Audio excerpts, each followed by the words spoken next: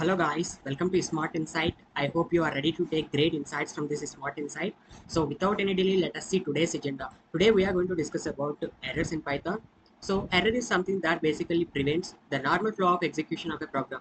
It can be syntax error, it can be logical error, it can be runtime error. Coming to syntax errors, every programming language has its own rules.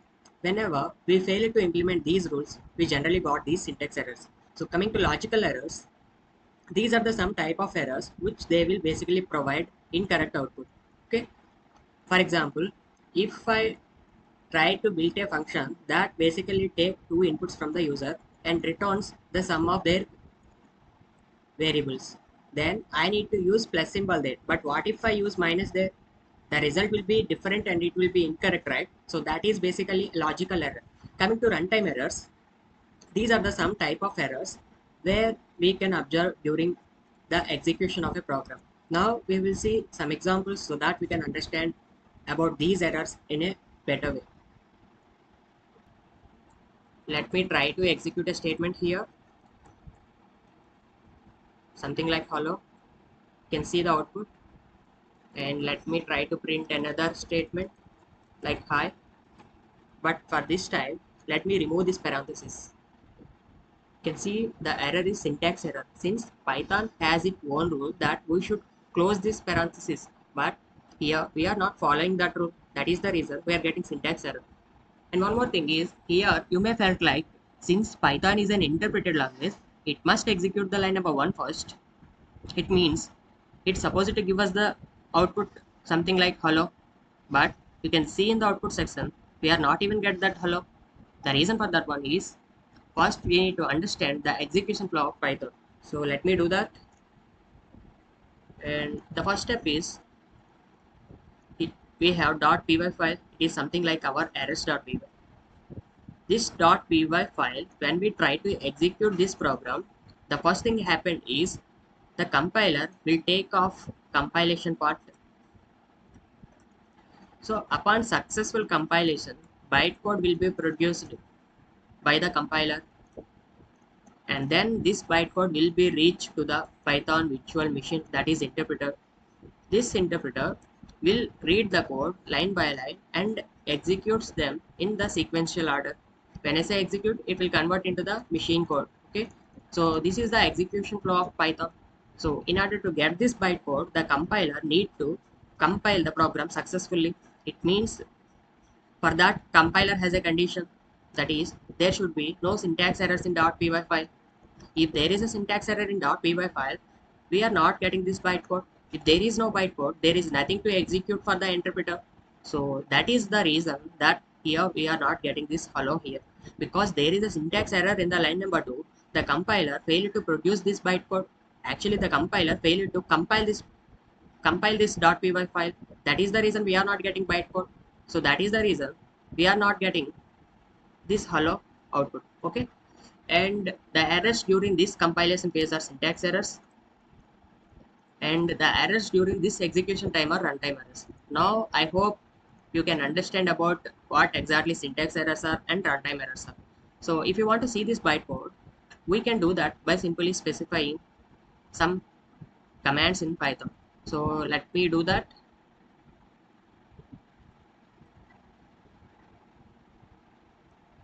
So for that, I need to know my working directory. So to know the working directory or path, we need to import OS module, and let me try to print my current path. Upon executing this, you can see here this is the current path that I was there. So let me open my terminal here. Let me enter this. Let me enter into this path. For that, I need to use cd command. Okay, the file name is errors.py. In order to get this bytecode, we need to specify this command, that is python -n this, and the file name is errors.py. So this is the bytecode generated by this file. Okay, you can see the bytecode. This bytecode will be sent to the Python virtual machine, and it will try to execute this entire code line by line. If it find any runtime error, it will simply throw an error. Okay, I hope now we can get full clarity on the execution of a Python program. Now let us see some examples of runtime errors. So let me try to print 10 by 0 here. So this is basically a zero division error. You can see here there are no syntax errors in this Python program. It means the compiler will successfully compile the program and produce bytecode. That bytecode will be sent to the Python virtual machine.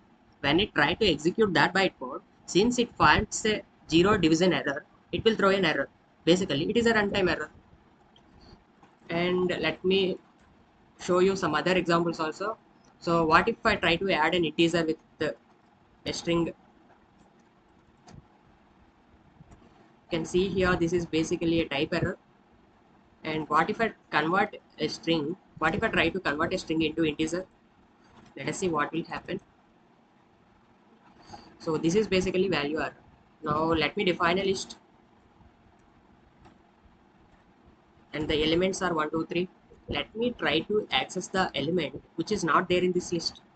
That is, let me access element with index 5. You can see here this should be an index error. Index error, you can see the output here. So these are some examples of runtime errors. But the special thing about runtime errors are we can handle them by specifying these blocks: try, accept, else, finally. Now let us work with those blocks. For that, let me define a system that basically calculates the speed by taking two inputs, that those are distance and time. Let me do that. Distance equal to int of input of, let me give you a clear message here, enter the distance meters. Let me do the same thing for time also.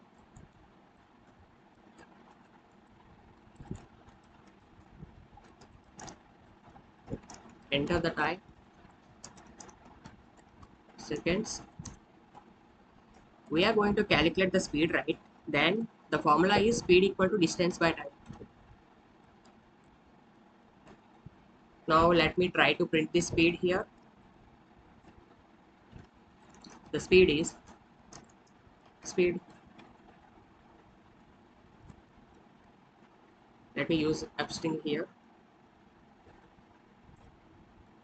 Let me print some other statement also, like there are some statements below this fourth line. Let me execute this code. Let me enter distance something like 56 and time something like 23. You can see here the speed is 2.4347, and it is also giving there are some statements below this fourth line need to be executed. Okay, now let me give some output, some input something like 0 here. You can see here zero division error.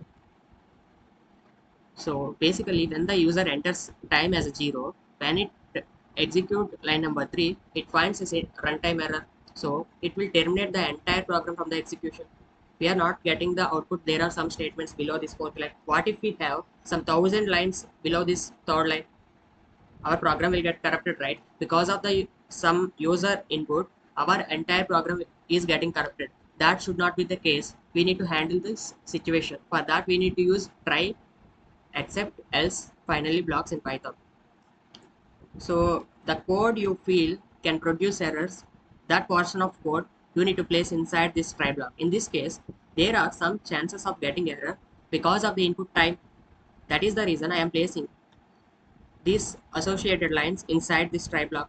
Since speed is associated with this print statement, I am also placing this statement inside this try block.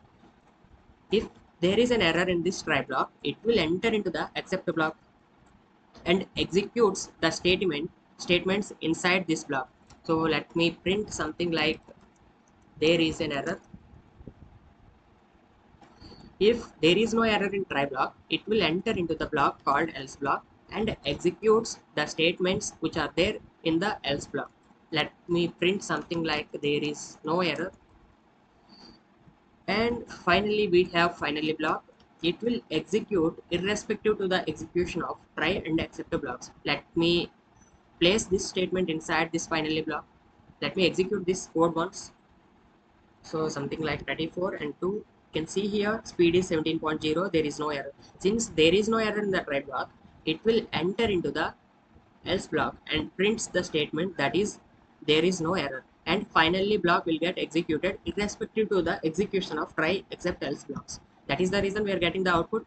There are some statements below this fourth line. Okay, now let me try to execute it once again, and let me try to enter some values like 45, and this time I will give 0.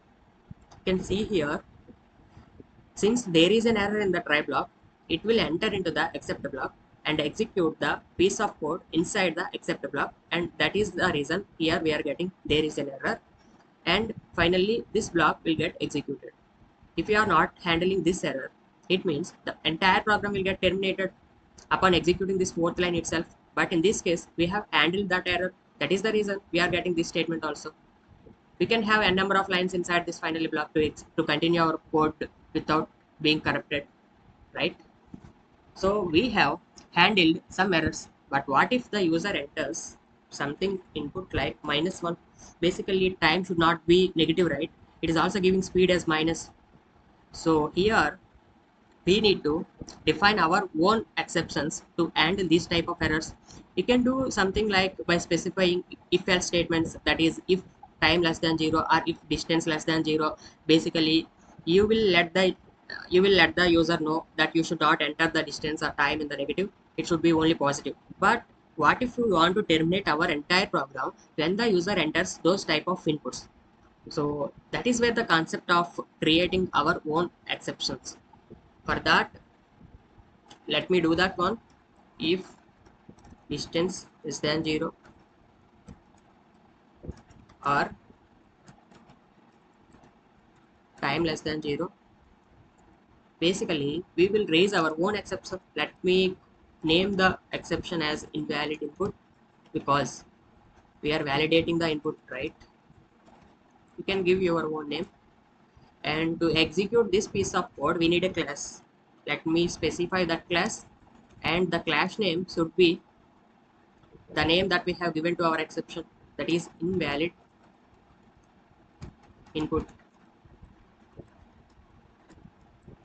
Inside we need to provide exception.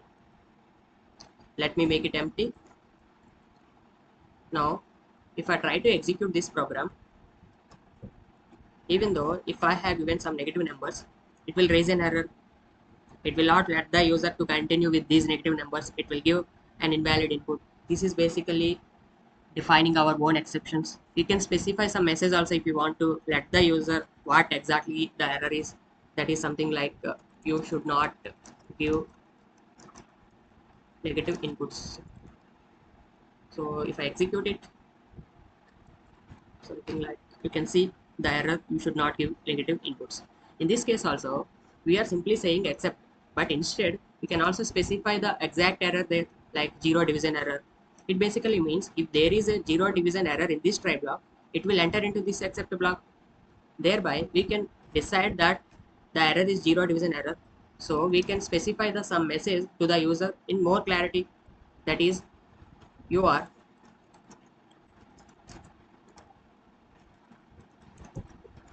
trying to divide a number